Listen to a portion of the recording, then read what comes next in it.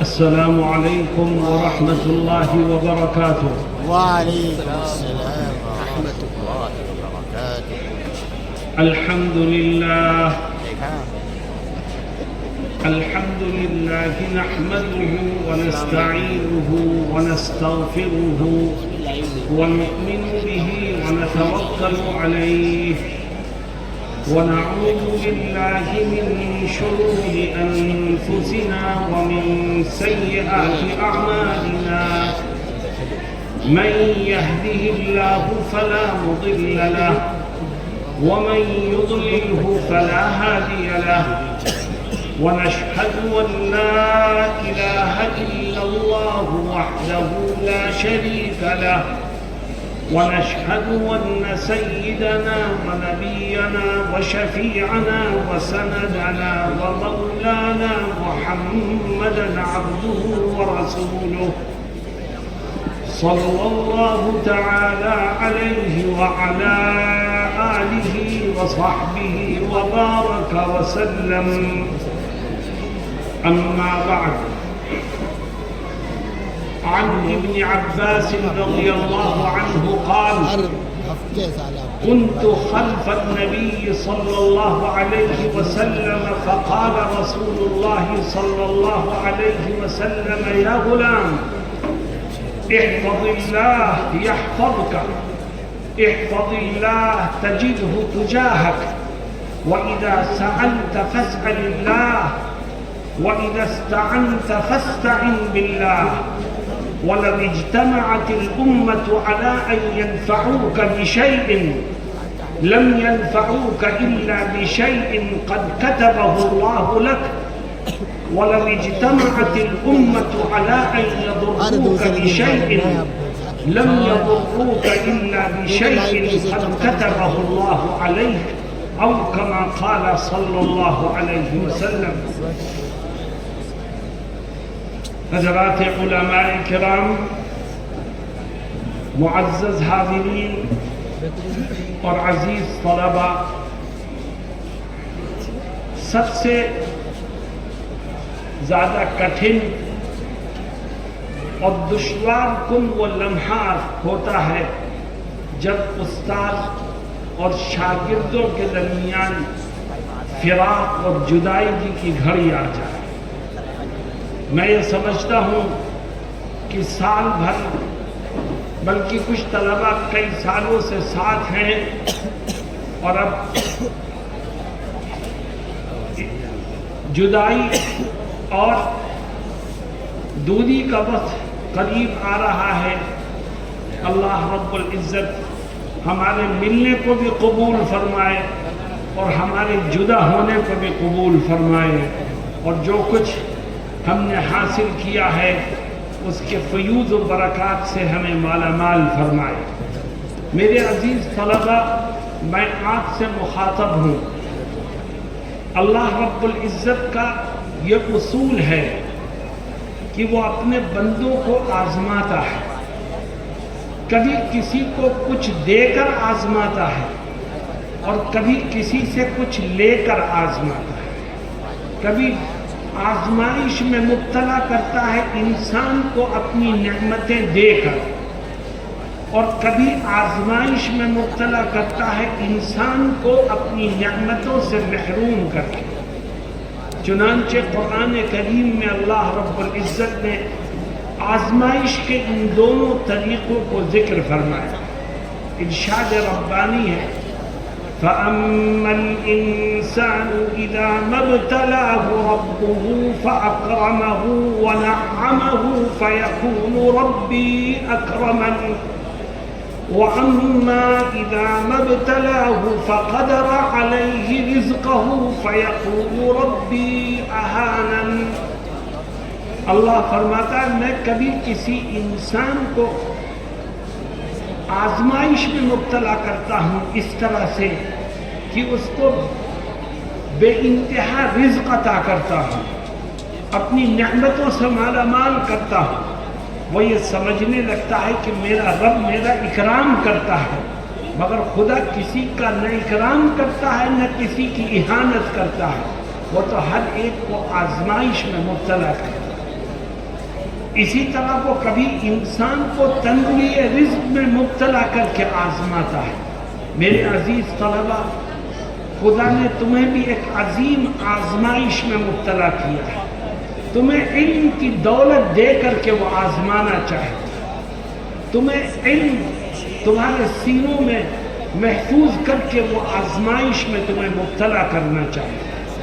اور کامیاب وہی ہوتا ہے جو آزمائش میں کھڑا اترے، کامیاب وہی ہوتا ہے جو آزمائش کے ان لمحات میں اپنے آپ کو صحیح درست ثابت کرنے کی بھرپور کوشش کرے۔ میں آپ سے پوچھنا چاہتا ہوں، میری بات کو سن کر کے زور سے جواب دینا، کیونکہ جو تم جواب دو گے وہ تمہارا رب سنے گا۔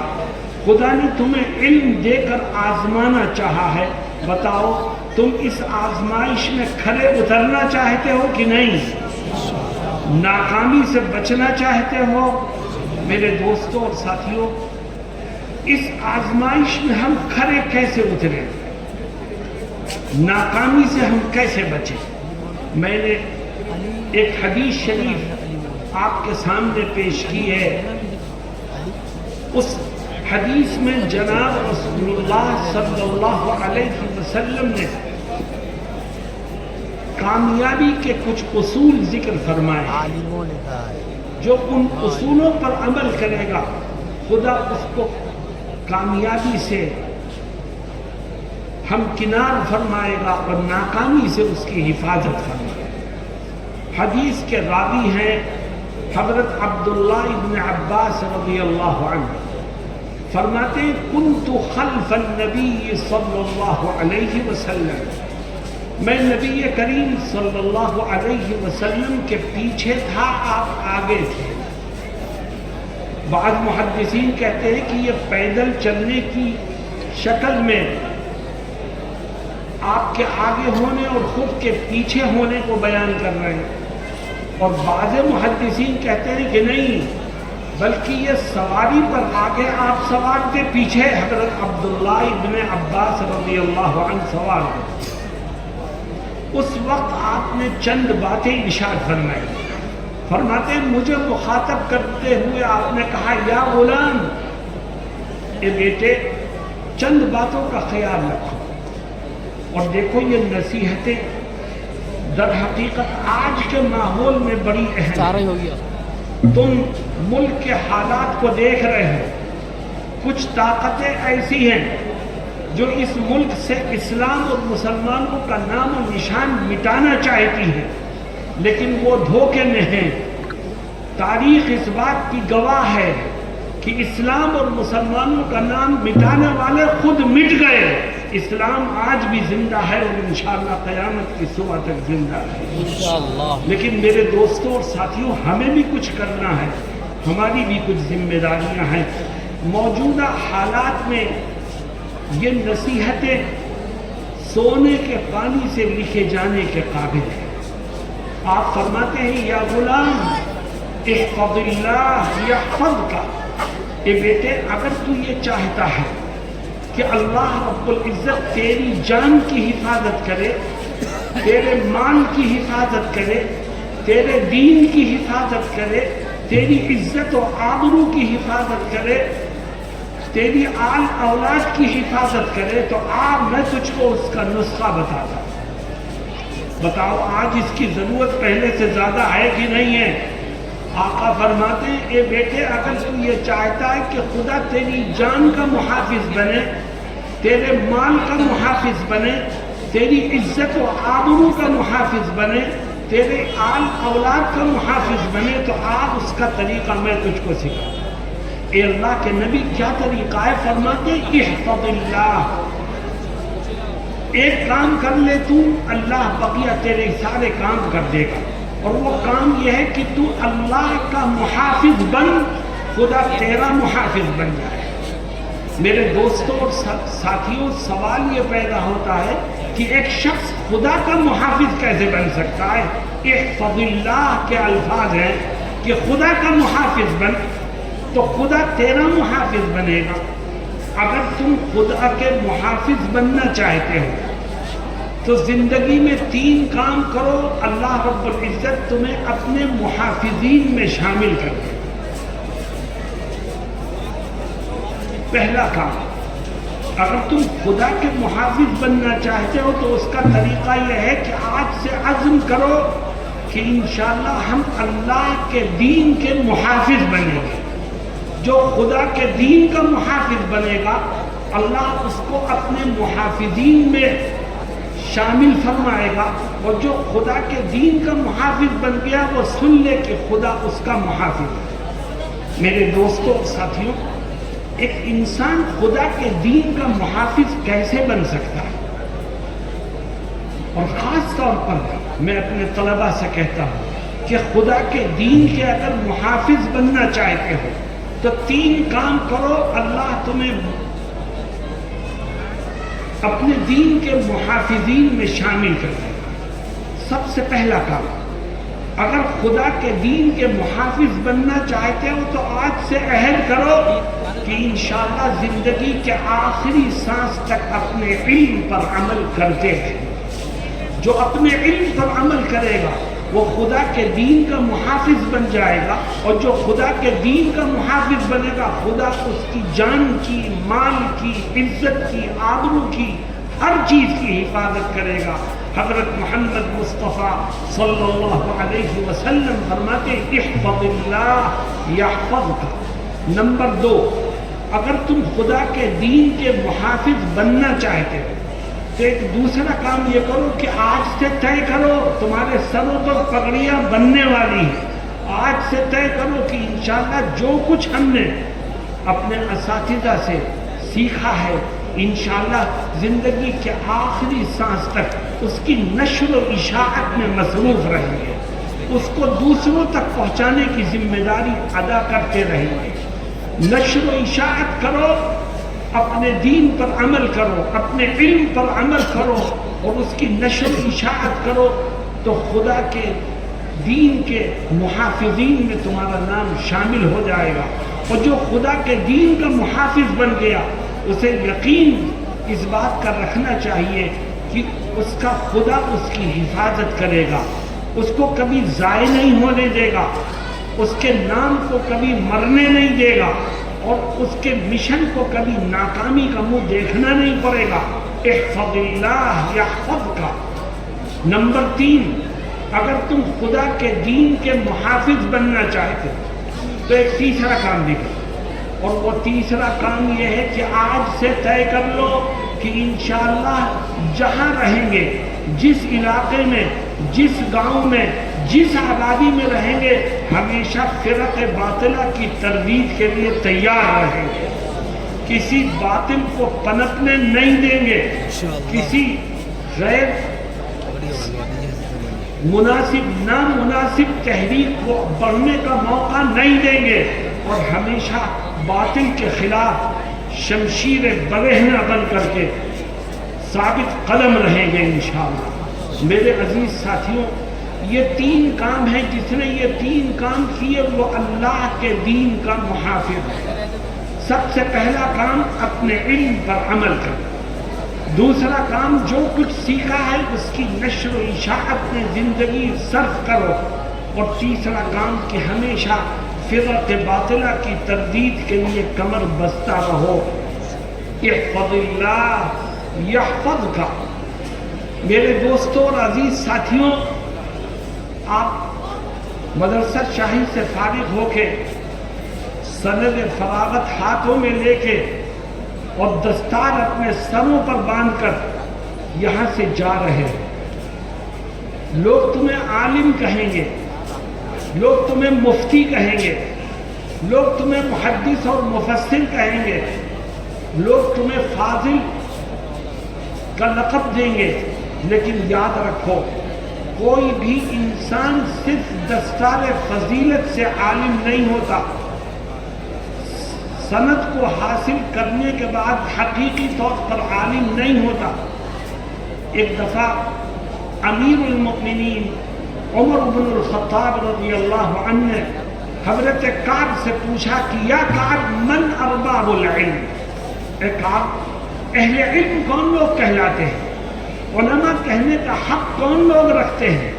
کون اس عظیم لقب کے مستحق ہیں؟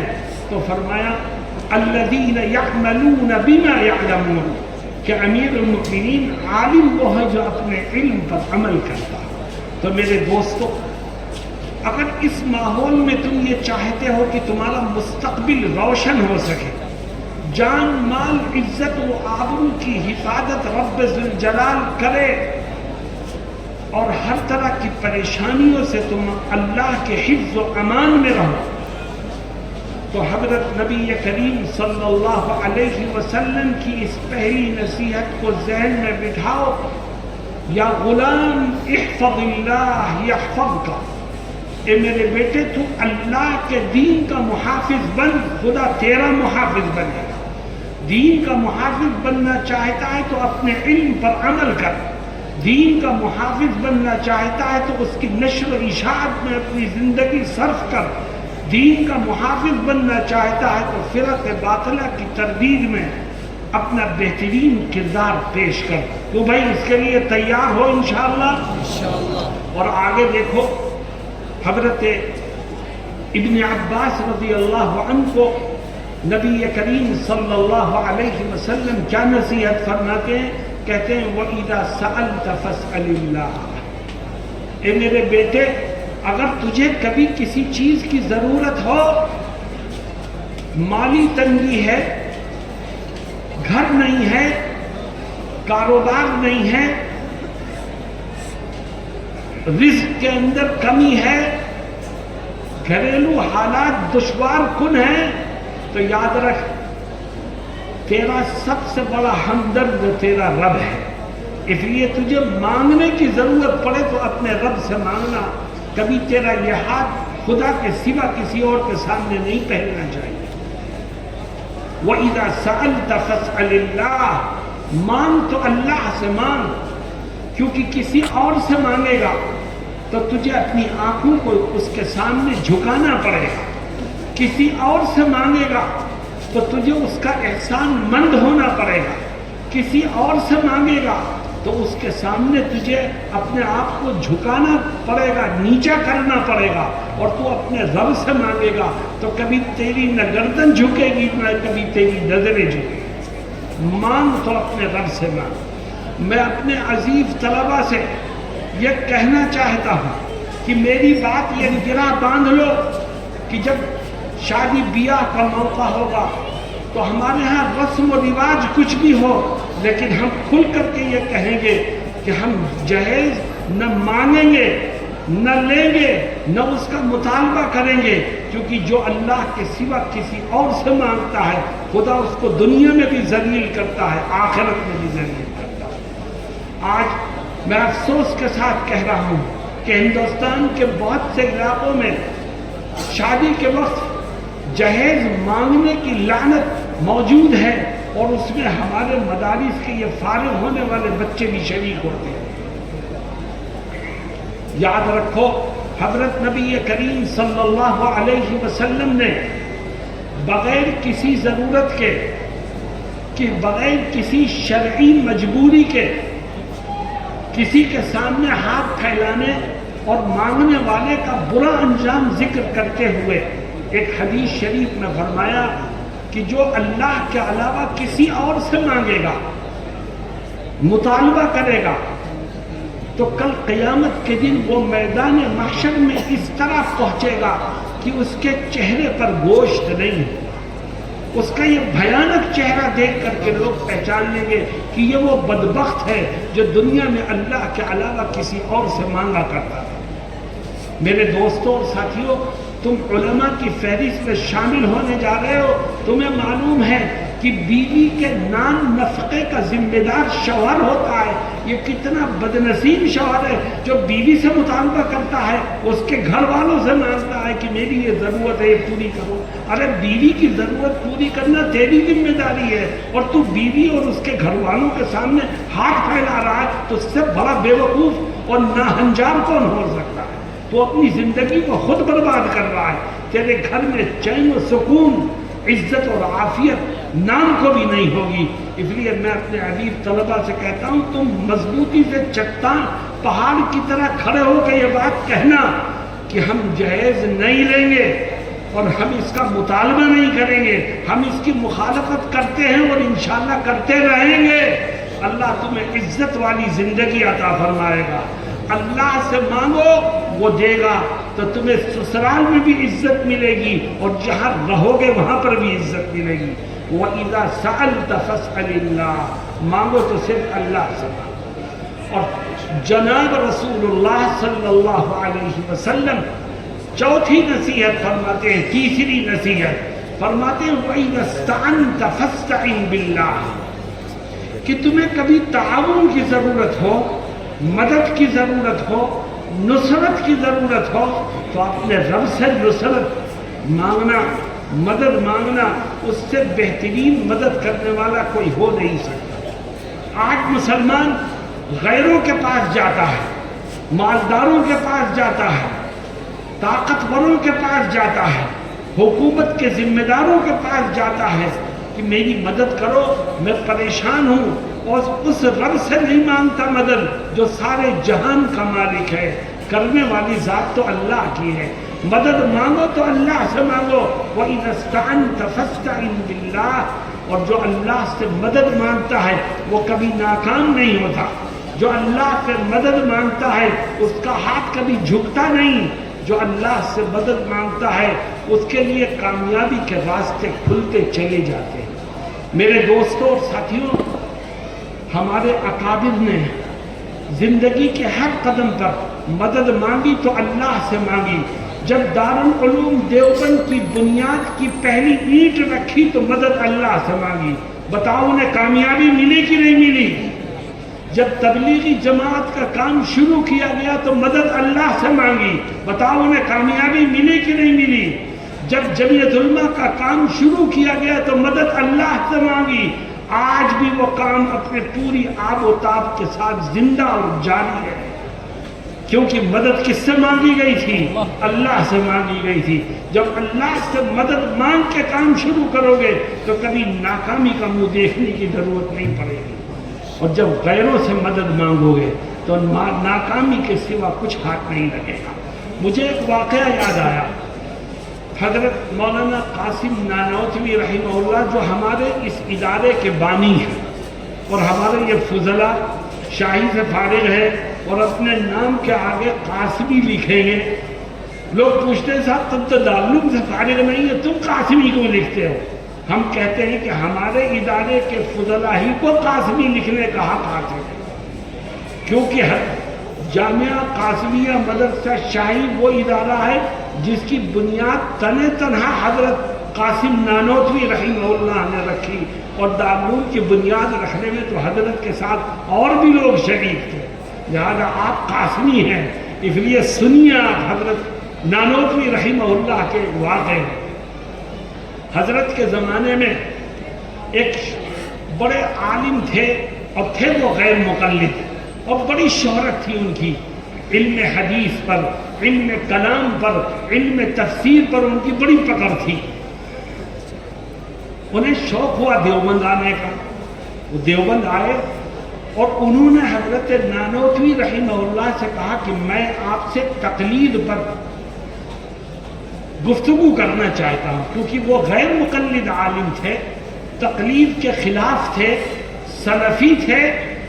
حضرت نانوتوی رحمہ اللہ سے اپنے علم کے غرور میں گفتگو کرنے آئے کہ آئیے میں تقلید کے موضوع پر آپ سے بات کروں گا۔ حضرت کا قیام تھا چھتہ مسجد میں، یہ چھتہ مسجد پہنچ گئے، گفتگو کے لیے طے ہوا کہ تنہا ہوں گے میں اور آپ، کوئی تیسرا آدمی نہیں ہوگا، ہم تنہائی میں بیٹھ کے گفتگو کریں گے۔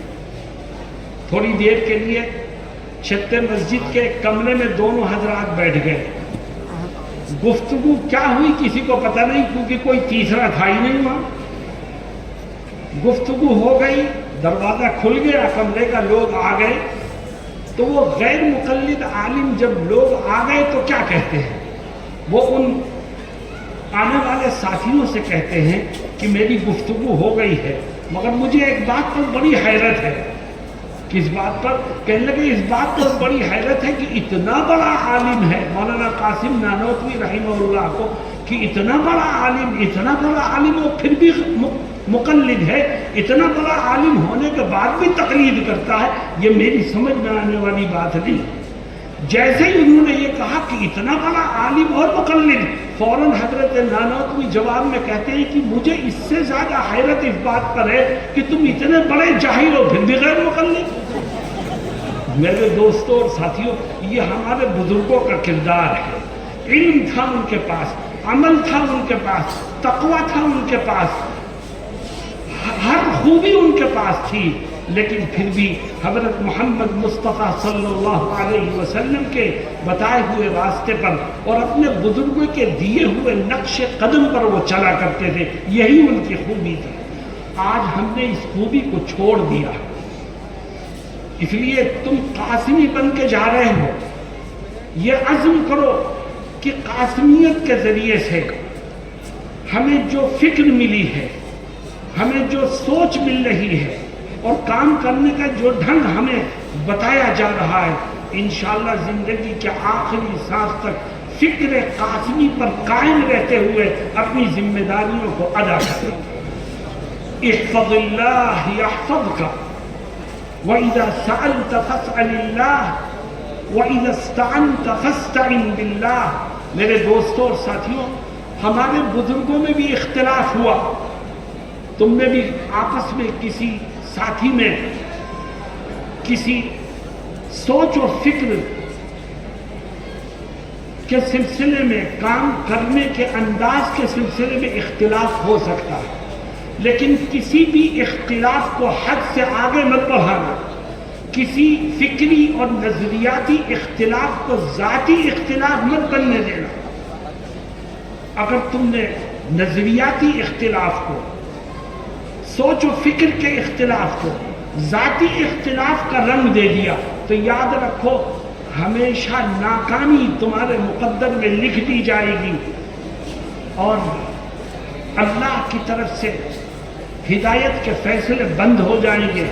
اسی اختلاف کو قرآن کہتا ہے وَلَا تَنَازَعُوا فَتَفْشَلُوا وَتَذْهَبَ رِيحُكُمْ وَاصْبِرُوا إِنَّ اللَّهَ مَعَ الصَّابِرِينَ، کہ ایسا اختلاف نہ ہو جس کا تعلق ذاتیات سے ہو، نفرت سے ہو، بغض و عناد سے ہو، دشمنی سے ہو۔ ایسا اختلاف کبھی اپنے درمیان پیدا مت ہونے دینا۔ ہاں، رائے کا اختلاف ہو سکتا ہے، فکر و سوچ کا اختلاف ہو سکتا ہے، طریقہ کار کا اختلاف ہو سکتا ہے۔ میں ایک واقعہ سنا کہ اپنی بات کو ختم کرتا ہوں۔ ہندوستان جب آزاد ہو گیا تو ہمارے علماء کے دو طبقے سامنے آئے۔ ملک کے آزاد ہونے کے بعد جب تقسیم ملک کی آواز اٹھی کہ ایک الگ ملک بنے جہاں اسلامی نظام ہو، مسلمانوں کا ایک ملک الگ ہونا چاہیے، تو ہندوستانی علماء کے دو حصے ہو گئے۔ اکثر لوگ وہ تھے جو یہ کہتے تھے کہ ملک کو تقسیم مت کرو، یہ ملک ایک تھا، اسے ایک ہی رہنے۔ حضرت شیخ الاسلام مولانا حسین احمد مدنی اور جمعیت علماء ہند کے اکابر اسی سوچ و فکر پر قائم تھے، لیکن دوسری طرف دیگر علماء کرام تھے جو تقسیم ملک کو جائز کہتے تھے، اس کی حمایت کرتے تھے اور اس کی طرفداری میں کھڑے تھے۔ ان لوگوں میں ایک نام ہے حضرت مولانا الیاس صاحب رحمت اللہ علیہ، بانی تبلیغی جماعت۔ یہ بھی پاکستان بننے کے حامی تھے۔ تو ہوا کیا، دیکھو ہمارا اختلاف ہمارے بزرگوں کا کیسا تھا۔ مسلم لیگ کے کچھ لوگوں نے دلی میں ایک جلسہ کیا۔ یہ مسلم لیگ وہ تھی جو پاکستان بننے کی حامی تھی۔ ان کے لیڈروں نے دلی میں ایک جلسہ کیا اور مولانا الیاس صاحب رحمت اللہ علیہ کو الضیف الخاص کے طور پر، چیف گیسٹ کے طور پر بلایا۔ حضرت تشریف لے آئے، کیونکہ حضرت کے نظریے کے عین مطابق تھا جلسہ۔ مگر جلسے میں آنے والے کچھ پرجوش لوگوں نے حضرت شیخ الاسلام مولانا حسین احمد مدنی رحمہ اللہ کا نام لے کر ان کی شان میں گستاخیاں شروع کر دی. حضرت مولانا الیاس صاحب بیٹھے تھے. جب گستاخیاں کرنے والے لوگ اپنے بیانات سے فارغ ہوئے اور حضرت مولانا الیاس صاحب کو بیان کی دعوت دی تو حضرت بیٹھے اور کیا فرماتے ہیں؟ غور سے سنو، یہی نقطہ میں تمہارے ذہنوں میں اتارنا چاہتا ہوں. مولانا الیاس صاحب فرماتے ہیں کہ حضرت مدنی رحمہ اللہ کی سیاست میری سمجھ میں نہیں آ رہی ہے. اگر ان کی سیاست اور ان کی بات میری سمجھ میں آتی تو میں ان کے ساتھ ساتھ کھڑا ہوتا، لیکن میں یہ بات یقین سے کہتا ہوں کہ وہ متقی ہیں، وہ مخلص ہیں، وہ پرہیزگار ہیں، وہ اللہ کے نیک بندے ہیں. میرا ایمان ہے کہ جو ان کی شان میں گستاخی کرے گا وہ اپنی قبر میں انگارے بھرے. میرے دوستوں اور عزیز طلبہ، دیکھو ایک نظریاتی اختلاف اپنی جگہ، لیکن کسی کی شان میں گستاخی کرنا، اس کی ذات کو متہم بنانا اور اس اختلاف کو ذاتی اختلاف کا رنگ دینا، یہ ہمارے اکابر کی سوچ اور فکر کے خلاف ہے. ہمیشہ جہاں رہنا اس سے بچنا اور دین کے کام کو مضبوطی سے آگے بڑھانا. اللہ رب العزت تمہیں ہر جگہ کامیابی سے مالا مال فرمائے اور ہر کام اس یقین کے ساتھ کرنا جو اس روایت میں آخری جملے میں بات کہی گئی ہے، اس یقین کے ساتھ کرنا کہ ساری دنیا مل کر مجھے اگر نفع پہنچانا چاہے تو مجھے اتنا ہی نفع پہنچے گا جتنا میرا رب مجھے پہنچانا چاہتا ہے. وَلَوْ اجْتَمَعَتِ الْأُمَّةُ عَلَىٰ أَنْ يَنْفَعُوكَ بِشَيْءٍ لَمْ يَنْفَعُوكَ إِلَّا بِشَيْءٍ قَدْ كَتَبَهُ اللَّهُ لَكَ. ساری دنیا مل کر تجھے فائدہ پہنچانا چاہے اور تیرا رب تجھے اس فائدے سے محروم کرنا چاہے تو ساری دنیا مل کر بھی تجھے ایک پیسے کا فائدہ نہیں پہنچا سکتی. اور ساری دنیا تجھے نقصان پہنچانا چاہے اور تیرا رب تجھے اس نقصان سے بچانا چاہے تو ساری دنیا مل کر بھی تیرا بال بھی بیگا نہیں کر سکتی، تجھے ذرہ برابر کوئی نقصان نہیں. یہ یقین دل میں ہوگا تو زندگی کے کسی قدم پر تم گھبراؤ گے نہیں، پریشان نہیں ہوگے، پیچھے کی طرف دیکھنے کا تمہیں موقع نہیں ملے گا اور انشاءاللہ آگے بڑھتے چلے جاؤ گے. اللہ رب العزت ہم سب کو کہنے اور سننے سے زیادہ عمل کی توفیق سے مالا مال فرمائے اور تمہیں اپنے اکابر کی روش پر چلنے کی توفیق عطا فرمائے. وآخر دعوانا ان الحمد للہ رب